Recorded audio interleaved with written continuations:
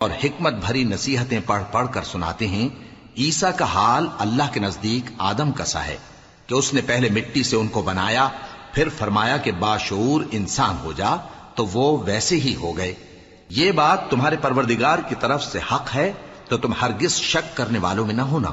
پھر اگر یہ لوگ عیسیٰ کے بارے میں تم سے جھگڑا کریں اس کے بعد کہ تم کو حقیقت معلوم ہو ہی چکی ہے، تو ان سے کہنا کہ آؤ ہم اپنے بیٹوں اور بیٹیوں کو بلائیں، تم اپنے بیٹوں اور بیٹیوں کو بلاؤ، اور ہم خود بھی آئیں اور تم خود بھی آؤ، پھر دونوں فریق اللہ سے دعا و التجا کریں، اس طرح جھوٹوں پر اللہ کی لعنت بھیجیں۔ یہ تمام بیانات صحیح ہیں، اور اللہ کے سوا کوئی معبود نہیں، اور بے شک اللہ غالب ہے، صاحب حکمت ہے۔ بس اگر یہ لوگ پھر جائیں تو اللہ مفسدوں کو خوب جانتا ہے۔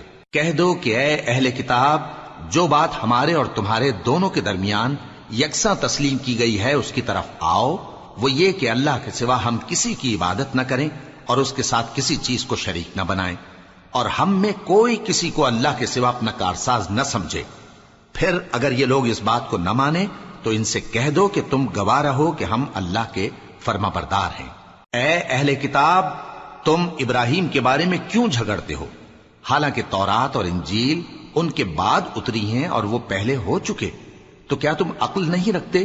دیکھو، ایسی بات میں تو تم نے جھگڑا کیا ہی تھا جس کا تمہیں کچھ علم تھا بھی، مگر ایسی بات میں کیوں جھگڑتے ہو جس کا تم کو کچھ بھی علم نہیں؟